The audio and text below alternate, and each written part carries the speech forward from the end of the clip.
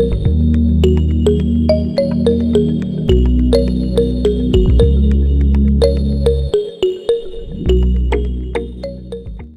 वालेकुम everyone, Fawad rates पे update करिएगा। आज सैटरडे है, क्या रेट्स चल रहे हैं सोलर पैनल के कराची और लाहौर में? 27 मई 2023 चल रहा है और सोलर पैनल्स के जेन्युइन पैनल्स के रेट आज भी 85 से 86 रुपीज़ हैं। कराची में 85 रुपीज़ में आपको मिल जाना चाहिए और मिल भी रहा है बहुत सारी जगहों में जेन्युइन पैनल्स विद डॉक्यूमेंट्स। इसमें हम बात कर रहे हैं लॉन्गी, ट्रीना, कैनेडियन सोलर और राइजन और पाँचवीं कौन है? जिंको। तो इन 5 ब्रांड्स जो कि टियर 1 में आती हैं और जिनके जो प्रोडक्शन नंबर्स हैं वो सबसे हाईएस्ट हैं और जिनके सोलर पैनल्स में जो कंप्लेंट्स हैं वो बहुत मिनिमल है, बहुत कम है। तो इनमें आपको 85-86 रुपीज़ में जेन्युइन पैनल मिलना चाहिए। बहुत सारे लोग कमेंट्स करके बता रहे हैं कि उनके एरियाज़ में किसी के में 115 का रेट है, 115 रुपये का रेट चल रहा है, किसी के एरिया में 95 रुपीज़ से कम कुछ मिल नहीं रहा, किसी के एरिया में 135 रुपये का मिल रहा है और विदाउट डॉक्यूमेंट्स मिल रहा है। तो ऐसे एरियाज़ को छोड़ दें। उसकी वजह बड़ी सिंपल सी है कि जिस दुकानदार ने 110 रुपये का ख़रीदा है वो अब 110 से कम में बेचना नहीं चाह रहा। वो चाह रहा है कि मैं इससे जान छुड़ा लूँ, जितने में मैंने ख़रीदा है 1-2 रुपये ऊपर रख के ख़रीद लूँ। But again as a customer, अब ये तो उस बंदे की प्रायोरिटी है जिसने महंगा ले लिया। एज अ कस्टमर आपकी प्रायोरिटी ये होनी चाहिए कि जो भी चीज़ लें जेन्युइन लें, विद डॉक्यूमेंट्स लें, उसको वेरीफाई करके लें, प्लस नॉर्मल प्राइस में ले लें। आपको एज अ कस्टमर महंगा लेके कोई फ़ायदा नहीं होगा। 110 रुपये वाला पैनल आपके लिए कोई एक्स्ट्रा प्रोड्यूस नहीं करके दे देगा। जो 85 रुपीज़ वाला जेन्युइन पैनल प्रोड्यूस करेगा वही 110 वाला प्रोड्यूस करेगा। जेन्युइन बेसिक पॉइंट यही है कि वो जेन्युइन और इंपोर्ट जेन्युइन होनी चाहिए, डॉक्यूमेंट्स होनी चाहिए। जो भी हो, कोई भी हो, बस विद डॉक्यूमेंट्स होना चाहिए। उसकी COC रिपोर्ट, PSI रिपोर्ट, सारी testing reports, certified testing reports होनी चाहिए और उन टेस्ट रिपोर्ट्स को भी आपने वेरीफाई करना है। जो टेस्टिंग एजेंसी है उसको फ़ोन करके ईमेल करके आपने टेस्टिंग रिपोर्ट को भी वेरीफाई करना है, क्योंकि मार्केट में फेक डॉक्यूमेंट्स भी घूम रहे हैं। तो फवाद, ख़रीदने का मेथड यही हुआ कि 3 मेन इंपॉर्टेंट इसमें वो पॉइंट्स होते हैं ना कि एक तो हमारा सोलर पैनल है, दूसरा हमारा इन्वर्टर है और तीसरा हमारा बैटरीज है। बिल्कुल। तो जो भी आपने प्रोडक्ट लेनी है, जिस भी ब्रांड की तरफ जाना है, उसको गूगल कर लें, उसमें देख लेंगे टॉप का ब्रांड कौन सा चल रहा है, पाकिस्तान में कौन सा चल रहा है, इंटरनेशनल कौन सा चल रहा है, और उस पर रिसर्च कर लें ज़रा। 2-5 मिनट से ज़्यादा का ये काम नहीं है। इन्वर्टर को देखेंगे, पैनल्स को देखेंगे, आपको खुद पता चल जाएगा कि कौन सी अच्छी ब्रांड है। और पैनल्स भी लेने जाएँ तो उसकी स्पेसिफिकेशन शीट लाजमी डाउनलोड करके जाएँ, उस पर देख लेंगे कितनी एम्परेज चल रही है। अभी आज एक साहब कह रहे थे कि ट्रीना सस्ता क्यों है मार्केट में, वजह क्या है उसकी, क्या वाटेज कम बनाता है ये और कह रहे हैं मार्केट में फैलाई भी है ये बात कि ये बिजली कम बनाता है। सही है, ऐसा तो कुछ नहीं है। आप उसकी स्पेसिफिकेशन शीट पढ़ लें तो आपको पता चल जाएगा कि कितनी कम बनाता है। कोई भी कम नहीं बनाता। तो सारी दुनिया जब हाइमो 6 के पीछे पड़ गई है तो ट्रीना के कोई पूछ ही नहीं रहा तो बेचारा वो बोल रहा है भाई मेरा माल तो निकालो, मैं माल भी तो बेचना है ना। तो इसमें कोई ऐसी बात चक्कर नहीं है कि वो ट्रीना के साथ बेचारा सोलर पैनल नहीं है और सिर्फ लॉन्जी सोलर पैनल है। तो जब पाकिस्तानी कौम एक चीज़ के पीछे पड़ती है ना तो उसके रेट ऊपर बढ़ जाते हैं भाई, ये चक्कर। प्लस इसमें आपको बेनिफिट ये है कि जो सोलर पैनल्स इंपोर्ट हो रहे हैं उसकी टेस्टिंग रिपोर्ट्स आती हैं साथ। टेस्टिंग रिपोर्ट्स में फ्लैश टेस्ट रिपोर्ट होती है जिसमें उसके वोल्टेज, करंट, मतलब पूरी जो स्पेसिफिकेशन शीट का डेटा होता है, जो डेटा शीट का सारा डेटा होता है वो सारा वेरीफाई होकर आ रहा होता है। तो वो किसी की मुँह ज़ुबानी नहीं है कि ये इतना प्रोड्यूस करेगा और ये इतना प्रोड्यूस करेगा। वो टेस्ट होकर वहाँ से वेरीफाई होकर आ रहा है। दूसरी बात ये है कि वो पाकिस्तान में वेरीफाई नहीं हो रहा, वो बाहर से वेरीफाई होकर आ रहा है। पाकिस्तान का आपको पता है 2 नंबर रिपोर्ट्स, पाकिस्तानी ही रिपोर्ट 2 नंबरी छापना शुरू करे हुए हैं। तो बाहर से जो रिपोर्ट्स आ रही हैं there still more credible as compare to कि यहाँ कोई एजेंसी खोल के उसको सर्टिफिकेशन का प्रोसेस शुरू करे। तो सोलर पैनल्स में आपको ये फ़ायदा होता है कि जो टियर 1 के सोलर पैनल्स हैं जो चाइना से डायरेक्ट इंपोर्ट हो रहे हैं उसकी जो सर्टिफिकेशन टेस्टिंग रिपोर्ट्स हैं वो साथ में आपको सपोर्ट करती हैं ये पता लगाने में कि वो चीज़ जेन्युइन भी है कि नहीं, और उसकी जो प्रोडक्शन आउटपुट्स हैं वो उसकी डेटा शीट से मैच कर रहे हैं कि नहीं। बिल्कुल, तो ये आपको बेनिफिट मिलता है। बिल्कुल ऐसी है कि नहीं।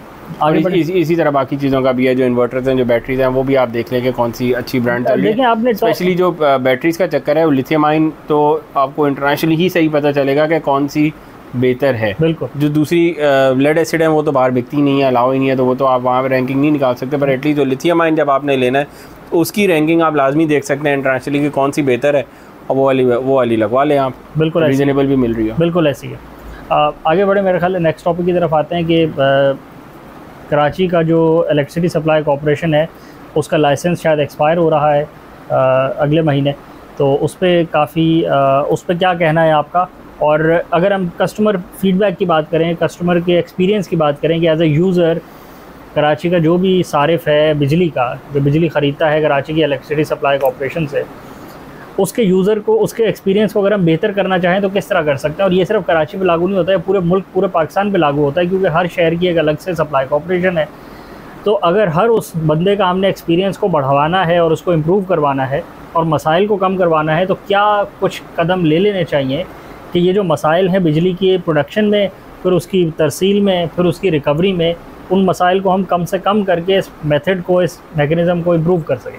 देखें, ये सबसे आखिरी स्टेज होती है जो कस्टमर से पहले की होती है, जिसमें ये सप्लाई कॉर्पोरेशन बैठी हुई होती है। सही है। इसमें सबसे ज़्यादा फ़ायदा कस्टमर का उसी टाइम होगा जब यहाँ पे हमारे पास 5 से 10 कॉर्पोरेशन बैठी हुई होंगी एक ही सिटी में, एक ही सिटी में, सही एक ही उसमें कंपटीशन में बैठी हुई होंगी, एक ही रीजन में, कि मैं एज अ कंज्यूमर, मेरे पास चॉइस हो कि मैं ए से लगवाऊँ, बी से लगवाऊँ, सी से लगवाऊँ। बिजली की मैं बात कर रहा हूँ कि मैं ए से बिजली ले लूँ, बी से ले लूँ, सी से ले लूँ, मेरी मर्ज़ी है। सही है। क्योंकि कंपटीशन तभी होगा अगर आप ए कंपनी चलाते हैं, मैं बी चलाता हूँ, उन्होंने कम से हमसे ख़रीदना है, तो हम दोनों का कंपटीशन शुरू हो गया अब आपस में। सही है। मैं भी कोशिश करूंगा और मैं उस कस्टमर को खींचूं, आप भी कोशिश करेंगे आप उस कस्टमर को खींचें। Noise cancellation. अब जब हम दोनों उस कस्टमर को खींचने लगेंगे तो मैं भी एक रेट दूंगा कि भाई मैं 20 रुपए की देता हूँ, आप बोलेंगे मैं 19.5 की दे देता हूँ। सही है। एक तो हम ये कर रहे होंगे, प्राइसेस में बेनिफिट आ जाएगा कस्टमर के लिए। दूसरा हम ये कर रहे होंगे कि अपने लॉसेस कट डाउन कर रहे होंगे। सही है। तीसरा जो अभी कहानी है कि जो दूसरे के लॉस है वो भी मैं उस कस्टमर पे डालता हूँ, आप बोलेंगे मैं तो नहीं डालूंगा तुम पे,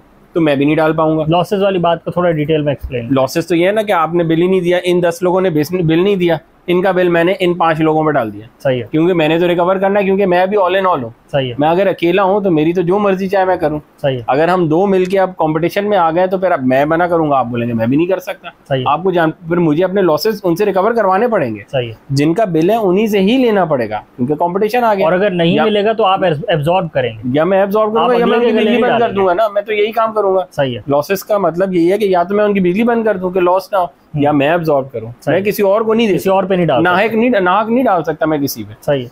चौथी बात, मैं अपनी कॉस्ट कट डाउन करूंगा। सही है। कि मैं बिजली अगर 50 रुपए की बना रहा हूँ, 20 रुपए की बेचनी पड़ रही है, तो मैं पीछे रिन्यूएबल पे चला जाऊंगा। सही है। कि मैं विंड पे चला जाऊं, मैं सोलर पे चला जाऊं, फिर आप भी यही कर रहे होंगे कि अब तो मुझे भी बनानी पड़ेगी। तो जो कंपटीशन होता है ना, इससे मार्केट ड्राइव होती है।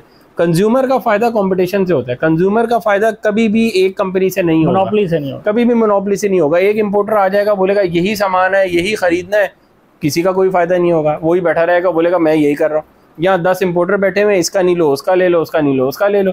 इसके रेट 100 रुपए हैं, उसके रेट 52 रुपए हैं, मैं 80 रुपए का ले आया हूँ जाके, मैंने भी वही सामान लिया है जो इसने लिया। प्लस उसमें जो मैन्युफैक्चरर्स हैं उसमें भी एक टियर 1 की लिस्ट है। चाइना में एक अनगिनत मैन्युफैक्चरर्स की लिस्ट है जो कि आपस में हर वक्त कंपटीशन जिनका रहता है कि हमने टियर 1 में रहना है, हमने टियर 1 में रहना है। जो कंपनी ज्यादा प्रोड्यूस करती है वो टियर 1 में आ जाती है। फिर जिस भी कंपनी का सोलर पैनल ज्यादा एफिशिएंट होता है तो फिर प्रोडक्शन आउटपुट की लिस्ट अलग निकलती है और आउटपुट नंबर्स की एक लिस्ट अलग निकलती है कि लोंगी का हाइमो 5 की रैंकिंग क्या है टॉप 10 पैनल्स में, बिल्कुल जिंको के एन टाइप 615 वाट की रैंकिंग क्या है नंबर टॉप 10 पैनल्स में।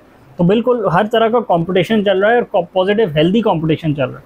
तो उससे फिर कंज्यूमर को बेनिफिट मिलता है कि जब मार्केट में एक कंपटीशन है कि ज़्यादा सर्विस देनी है, कम से कम रेटों पे कस्टमर को अट्रैक्ट करना है, खींच के अपने पास लाना है, तो उसमें फ़ायदा कस्टमर का तो होता ही होता है और कंपनीज़ की भी ग्रोथ होती है। फिर वो कंपनीज़ इंटरनेशनल बात को थोड़ा और बढ़ाते चलें कि अभी जो हमारी पाकिस्तान में जो भी सप्लाई कॉर्पोरेशंस है वो सिर्फ पाकिस्तान को डिस्ट्रीब्यूट करती हैं। मतलब उनके पाकिस्तान को भी नहीं करवाती हैं। आपको पता ही है कि इधर खंबे लगे हुए थे, रास्ते में आपने देखे ही थे। सही है, बिल्कुल वो अपने सिटीज़ में ही जो उनका निज़ाम है वो ही सही, उनको लग रहा है शायद यही मार्केट है। उन्होंने क्या एक्सपोर्ट और क्या उन्होंने किसी और को अपने मॉडल सेल करने हैं कि देखें हमारे जो एग्जिस्टिंग मॉडल्स हैं अपनी कॉर्पोरेशंस को रन करने के, ये एफिशिएंट मॉडल्स हैं और ये बिल्कुल प्रॉफिटेबल मॉडल्स हैं। तो इस मॉडल को हम सेल भी कर सकते हैं, किसी और की ट्रेनिंग भी करवा सकते हैं। अफ्रीका के कितने मुल्क हैं जिनको भी हेल्प की ज़रूरत है, जिनके यहाँ बिजली का निज़ाम हमसे बहुत गया गुजरा, हमारा तो फिर भी कुछ है, बिल्कुल ही नहीं है। तो अगेन हम अगर किसी स्टैंडर्ड तो पड़ोसी में सर ये मसले हैं, अफगानिस्तान को देख लें जो अभी जंग से निकला है, वही कितनी खपत है, दूर तो छोड़ दे, बिल्कुल पूरे मुल्क ने बनना है अभी। अगर आप कुछ बना लें या छोड़े ना, असल में गवर्नमेंट के तो ये काम ही नहीं है को एक्सपोर्ट करे, ये तो प्राइवेट सेक्टर का काम है और ये प्राइवेट सेक्टर को देंगे तो ही वो उसमें कंपटीशन आएगा और फिर वो यहाँ का लिए बनाएगा, फिर वो एक्सपोर्ट कर सकता है ना। आपने तो यूँ पकड़ के रखा हुआ एक कंपनी को दे दिया बस, या खुद अपने पास ही रख लिया, ऊपर तो सारा ही अपने पास ही है कि किसी को देना ही ना पड़े। प्राइवेट सेक्टर को भी कंपटीशन में देना है आपने। प्राइवेट सेक्टर में बिडिंग करवा के 10, 15, 20 कंपनियों को अलाउ करना है, जैसे टेलीकॉम के सेक्टर में अलाउ हुआ था आज से 15-20 साल पहले कि जी ये 6 से 8 टेलीकॉम कंपनीज हैं और इन्होंने आपस में जो करना है कर लें, और कंपटीशन रहा, उसकी वजह से कंज्यूमर का बेनिफिट हुआ कि पाकिस्तान में जो सेलुलर नेटवर्क के रेट्स थे वो दुनिया में सबसे चीपेस्ट हो गए थे। One of the cheapest cellular network के रेट्स पाकिस्तान में आ गए थे। और जैसा 4G बाहर चल रहा है वैसा ही यहाँ चल रहा है। बिल्कुल, हर बंदे के पास मोबाइल फोन आ गया, हर बंदे के पास कॉलिंग फैसिलिटी आ गई। आपको याद है ना, पहले लैंडलाइन फोन होता था तो क्या एक्सेसिबिलिटी होती थी, क्या आपने किसी को ऑर्डर करना है, क्या किसी से कम्युनिकेट करना है। कम्युनिकेशन इंफ्रास्ट्रक्चर में एक बिल्कुल रेवोल्यूशन आ गई पाकिस्तान में 20 साल के अंदर, जब आपने प्राइवेट सेक्टर को खोला और उनको अलाउ किया कि आप आपस में कम्पीट करके कस्टमर को जो अट्रैक्ट कर सकता है करे, एज लॉन्ग एज कि आप फेयर पॉलिसी और फेयर गेम रूल्स के तहत चल रहे हैं। कोई भी चीटिंग नहीं करेगा, कोई भी 2 नंबरी नहीं करेगा, सारे 6 के 6 मिल के जत्था बना के कंज्यूमर को ब्लैकमेल नहीं करेंगे। वो तो एक फेयर कमीशन बन जाता है ना ऊपर, जो हर वक्त वॉच डॉग की तरह काम कर रहा होता है और इनको देख रहा होता है कि यार ये खुद ना मिल जाए। बिल्कुल ऐसी है। पर उनको ये देखना आसान है कि वो मिल तो नहीं गए, बजाय इसके कि आप ही पूरा निज़ाम को खुद रन कर रहे हो एज ए स्टेट। गवर्नमेंट खुद रन करना बहुत मुश्किल है कि वो अपनी सप्लाई ऑपरेशन खुद ही खोल के बोले। बहुत पुराना टॉपिक है यार, इस पे बड़े लोगों ने डिस्कशन करी है, पर ये हो नहीं पा रहा है। इसमें बहुत सारे लोगों के अपने इंटरेस्ट भी हैं कि हम इससे टैक्सेस भी वसूल कर लें, हम इनको अपनी मर्ज़ी से बिजली देंगे भी, बंद भी कर देंगे। और भी हो सकता है उनको पता हो कि भाई उनके दिमाग में क्या मसाइल हैं जिसकी वजह से इनको पकड़ के रखा हुआ है।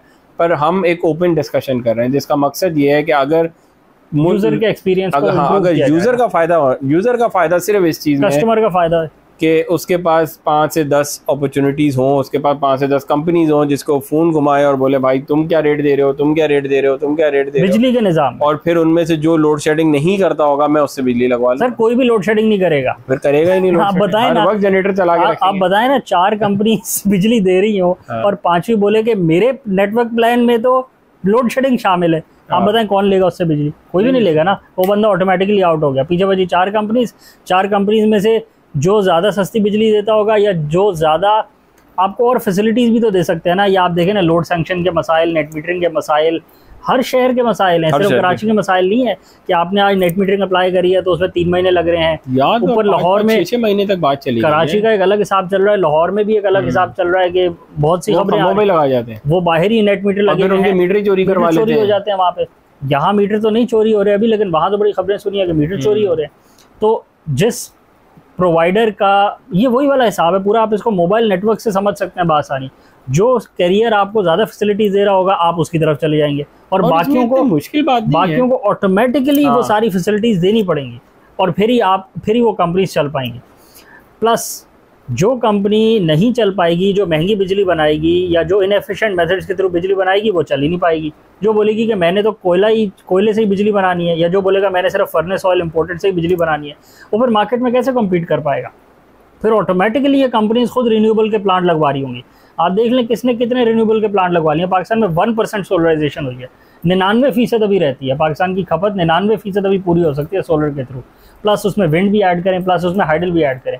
जब इन कंपनीज को ऑटोमेटिकली प्राइवेटली अपने आप को कम्पीट सर्वाइव करवाना पड़ेगा और प्रॉफिटेबल रखना पड़ेगा, तो फीजिबल है, इट्स प्रॉफिटेबल कि 4 से 5 साल के अंदर अब यूटिलिटी लेवल पे आप चले जाएं तो फीजिबिलिटी जो आपकी प्रॉफिटेबिलिटी होती है थोड़ी और लंबी हो जाती है, क्योंकि आप इस सारिफ को भी बेनिफिट दे रहे हैं ना। बिल्कुल, आप फुल बेनिफिट तो खुद नहीं उठा सकते, बट 5 से 6 साल के अंदर अगर आपकी एज अ कंपनी सारी इन्वेस्टमेंट रिटर्न हो रही है तो उससे अच्छा model, it's one of the best models.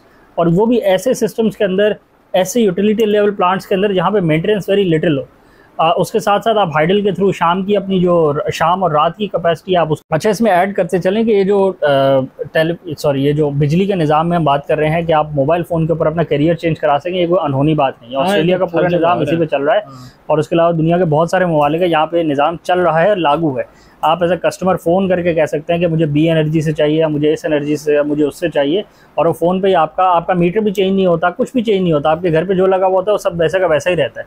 ऐसा भी नहीं है कि आपने मोबाइल कंपनी के ऑफिस जाके नई सिम लेनी है क्योंकि मैंने करियर चेंज किया। इसका मैं आसान तरीका बता रहा हूं, ये जो लाइंस होती है, ट्रांसमिशन लाइन और मीटर होता है ना, ये नेशनल कॉर्पोरेशन के अंडर आ रही होती हैं और ये उसका रेंट देते हैं आगे। अगर मैं ख़रीद लूँ कि यार ये एक गुलशन का एरिया ये मुझे दे दो एज अ कॉर्पोरेशन जो है, तो मैं ये सारी लाइंस लगी रहेंगी, बिजली की जो लाइंस है इंफ्रास्ट्रक्चर लगा रहेगा, इसका मैं रेंट दूंगा नेशनल कॉर्पोरेशन को, जो आप समझ लें एक नेपरा होगी, आप समझ लें नेपरा को चला गया है सारा पाकिस्तान में, समझने के लिए हम नेपरा कह देते हैं, और मैं उसका रेंट दूंगा और मैं आप लोगों से, मैं एज अ कंज्यूमर से मैं उसके हिसाब तय करूंगा, 22 रुपये 25 रुपये पे दे रहा हूँ, उसमें से अब मैंने उनका 2 रुपये 3 रुपये रेंट भी देना है, क्योंकि इंफ्रास्ट्रक्चर मैं गवर्नमेंट का यूज़ कर रहा हूँ, मैंने पीछे से बिजली बना के यहाँ तक पहुँचानी भी है, या पहुँचानी है या मैंने नेशनल ग्रिड में डालनी है, और उसके अगेंस्ट में मैं यहाँ ले लूँगा उनसे, तो इसी तरह ही होना है। और तीसरा है कि मैंने अब आपसे रिकवर करके पैसे दोबारा गवर्नमेंट को देने हैं। तो गवर्नमेंट को तो एक फ्री की फैसिलिटी मिल गई कि रिकवरी तो प्राइवेट बंदा करवा के दे रहा है ना, और वो पैसे देगा तो यार इसमें भी तो यही होता है ना, पैसे दोगे तो फोन कॉल कर सकते हो, नहीं दोगे तो फोन कॉल नहीं कर सकते। यहाँ मुसीबत पड़ी हुई है कि नहीं जी बिजली देते रहो, बेशक वो पैसे दे ना दे, कुंडे मार लो, बेशक पैसे दे ना दे। सही है, ये कौन सी बात। प्लस इसमें एक और बात भी है कि बजाय इसके कि अभी नेपरा ही ओन करे, देखें किसी को ओनरशिप तो लेनी पड़ेगी ना इस इंफ्रास्ट्रक्चर की, ये जो लाइंस है पाकिस्तान में कोई बॉडी तो पाकिस्तान में किसी को लेनी पड़ेगी। तो अगेन जरूरी नहीं है कि वो भी स्टेट ले, स्टेट उसका भी टेंडर जारी कर सकती है कि 5 साल 10 साल 15 साल का हम टेंडर जारी कर रहे हैं। इस ग्रिड का जो नेटवर्क है, फर्ज करें कराची रीजन का जो इंफ्रास्ट्रक्चर है, उसके जो ओनरशिप है वो कोई और कंपनी ले ले। और जो सप्लाई कॉर्पोरेशन काम है ऑफ कोर्स इस ग्रिड को मेंटेन करने का, और आप उसके सर्विस चार्ज लेंगे ना कि जो कैरियर बिजली उसमें से भेज के कंज्यूमर को बेच रहा होगा वो उसके चार्जेस देगा आपको पर यूनिट के हिसाब से, जो भी आप रेट फीजिबल रहता है मार्केट के हिसाब से वो आप तय कर सकते हैं। अब उस कंपनी का काम है कि फर्ज करें एक नई आबादी बन रही है सोराबगोड के पास, सोराबगोड से आगे एक नई आबादी बन रही है, तो अब कैरियर्स ने जो सप्लाई बना के कंज्यूमर को बेच रहे हैं, उनका काम नहीं है कि वहाँ पे लाइनें बिछाएं, ये उस कंपनी का काम है जिसको टेंडर दिया गया है कि इंफ्रास्ट्रक्चर मेंटेन करना आपका काम, वो बना के देगा। वो फिर लाइन बना के देगी और उस लाइन बनाने के जो बाद में जो पैसे वसूल करेगी वो सर्विस प्रोविजन के थ्रू करेगी। तो अब आप देखें ना इसमें काम करना कितना आसान हो गया। प्राइवेट सेक्टर के ऊपर आ गई बात कि अब इसमें भी आप 2 से 3 डाल सकते हैं, बजाय से कि आप किसी एक की जिम्मेदारी लगाएं कि वो पूरा कराची के इंफ्रास्ट्रक्चर को होल्ड करे। इसको भी 3-4 को दे दें, सेक्टर वाइज कर दें, या आप हर एरिया की जो नई लाइन डलनी है उसकी बिडिंग करवा लेना आप। बिल्कुल कि भाई सोराबगोड के पास नई लाइन डालनी है, कौन सी कंपनी चाहती है कि वो डाल दे और कौन कम से कम बिडिंग में डाल देगा, तो कोई ना कोई तो होगा जिसको वहाँ पे वो प्रॉफिटेबिलिटी दिखेगी। अगर किसी एक को दे देंगे अगेन मोनोपोली आ जाएगी, वो बोलेगी मैं डाल ही नहीं रही, नहीं तो कोई प्रॉफिट ही नहीं है, कोई नई कंपनी आ जाएगी वो बोलेगी मैं कहीं से स्टार्ट कर लेता हूं, ये तो हो जाता है इसमें। बिल्कुल आप उनको अलाउ कर दे। तो इसमें देखें कंज्यूमर का कितना बेनिफिट है कि एक नई आबादी जहाँ पे अभी फर्ज करें छोटा सा भी एक कॉलोनी बनी है या एक हाउसिंग सोसाइटी बनी है, बट वहाँ पे अगर 5 बंदे रह भी रहे हैं, 5 घर बन गए हैं और वहाँ पे बिजली की ट्रांसमिशन का निज़ाम नहीं है, तो कौन बना के देगा। स्टेट से तो शहर के ही नहीं पूरे हो रहे, प्राइवेट कंपनी से भी शहर का ही निज़ाम नहीं समझ रहा। बट अगर आप प्राइवेट सेक्टर को ओपन कर देंगे और उसमें भी ओपन बिडिंग करवाएं, ट्रांसपेरेंट प्रोसेस के थ्रू करें, तो कंज्यूमर का बेनिफिट होगा कि अभी बेशक वहाँ पे 5 ही घर हैं बट बिजली की सप्लाई वहाँ भी आना शुरू हो जाएगी। और ये अब उस कंपनी का काम है कि उसने प्रॉफिटेबल रहना है ताकि अपने आप को सर्वाइव कर सके। नहीं प्रॉफिटेबल रहेगी तो बंद हो जाएगी। तो अगर कोई एरिया उसके लिए अनप्रॉफिटेबल है तो वो हो सकता है किसी और प्रॉफिटेबल एरिया से अपने लॉसेस को कवर करके सर्वाइव करवा ले। अब ये उसकी जिम्मेदारी है। इसमें पब्लिक सेक्टर पे लॉस नहीं आना चाहिए कि जी नेशनल एक्सचेकर जो आपके स्टेट के पैसे हैं उसके थ्रू आप सब्सिडी दे दे के इन चीज़ों को अफलोड करवा रहे हैं, ऐसा निज़ाम बंद हो जाएगा। कितने कर्जे ले लेके आप ये काम करेंगे? तो होगा, तभी तो हम यहाँ इतने कर्जे वो गर्दिशी कर्जा इतना चढ़ा के बैठे हुए कि हमसे वो पूरे ही बनाते महंगी है, बेचते सस्ती है। हमने नई कहानी डाली हुई। और आपको याद है जब पहले पीटीसीएल प्राइवेट थी, बिल्कुल सॉरी गवर्नमेंट के अंडर थी, तो वो खंबे पे चढ़ के उन्हीं का बंदा हमारी लाइन से इंटरनेशनल कॉल करता बैठा, इंटरनेशनल कॉल कर रहा था। अच्छा अब क्यों नहीं करता? आप बताएं ना, ये तो मसला ही खत्म हो गया ना। यही तो बात है। अब तो नहीं, अच्छा वो हमारे बिल में लगी भी आती थी, ऑफ कोर्स आपने पकड़ा कि भाई साहब ये करके वो हमारे में करता था ना। वो कौन सा पीछे से बैठ के करता, वो बीच में खंबे पे चढ़ा होता था, मैं इंटरनेशनल कॉल में ला रहा हूं, जो भी करेगा वो तो चार्जेस लग जाते हैं। यही काम तो बिजली में भी हो रहा है। अच्छा ये काम हमने ओवरकम किया पीटीसीएल में, यही काम हम बिजली में भी कर सकते हैं, पर हम कर ही नहीं रहे, खुद ही छोड़ा हुआ है ना। ये एक नीड ऑफ द आवर है और ये हो जाएगी इंशाल्लाह। ये अगर इस पे सोचेंगे और इस पे बैठ के बात करेंगे, कंज्यूमर में अवेयरनेस बढ़ाएंगे, तो कंज्यूमर ने ऑटोमेटिकली अपने राइट्स को प्रोटेक्ट करना है। नेपरा की हेयरिंग्स होती हैं और बाकी सारी हेयरिंग्स होती हैं, कस्टमर जाया करें और अपने ओपिनियन दिया करें। बिल्कुल, कस्टमर्स अवेयर होंगे, कस्टमर्स को पता लगेगा कि इन मसाइल का हल क्या है, तो कस्टमर्स ही जब अपनी आवाज़ उठाएंगे तो इन मसाइल का हल निकलेगा। बाकी यहाँ रैलियाँ निकालने से और हम मार्च शुरू कर दें तो उससे इतना जल्दी हल नहीं निकलेगा, जितना रिपीटेडली कस्टमर आगाह करेंगे इन बॉडीज़ को ईमेल्स के थ्रू और रिटन कम्युनिकेशन के थ्रू, तो फिर हल ज़्यादा जल्दी निकल आता है, क्योंकि बात डायरेक्टली उस रेलिवेंट बंदे तक पहुँच जाती है। आप चेयरमैन नेपरा को कर सकते हैं, ईमेल आपके पास ही एक्सेस है ना, बट आप चेयरमैन नेपरा को फोन तो नहीं कर सकते ना, आपके पास उनका फोन नंबर नहीं है। ईमेल कर दें, आप ईमेल करें, मैसेज कर दें, उनको भी आइडिया हो जाएगा। लोग उनसे देखे, सबको पता चलता है कि आवाम को भी कुछ बातें समझ आ रही हैं, बिल्कुल, और उनको भी सही और गलत का पता चल रहा है। इतना ही काफी होता है, इतने में ही काम हो जाता है। बिल्कुल, कोई लड़ने लड़ाने की जरूरत थोड़ी पड़ती है। आप सिर्फ बता ही दें अगले को समझ आए थी यार अब करने का टाइम आ गया, प्लस अब कर गुजरे इसका। आपके पास एक और प्लेटफॉर्म भी है कि आप इस वीडियो के नीचे भी कॉमेंट्स के थ्रू अपनी राय का इजहार कर सकते हैं, और जो बात आपको बेहतर लगती है और जो बात आपको समझ आ रही है कि इसको ऐसे करना चाहिए, और आपके जहन में अगर कोई और अल्टरनेटिव सजेशन है, अल्टरनेटिव प्लान है, तो आप वो भी मेंशन कर सकते हैं। हर वो बंदा जो वीडियो देख रहा होता है वो कमेंट्स को रीड कर रहा होता है, वीडियो देखते हुए वो नीचे कमेंट्स को स्क्रॉल कर रहा होता है, तो उसमें भी अवेयरनेस इंक्रीज़ करती है, उसको भी दिखता है कि इन लोगों के जहनों में ये बात घूम रही है और इस बात की ये मेरिट्स हैं और इस बात के ये डिमेरिट्स। ठीक बात है। मेरे ख्याल है वीडियो को रैप अप करें, चैनल को लाइक करें, वीडियोज़ को ज़्यादा से शेयर करें, चैनल को सब्सक्राइब करें। Thank you.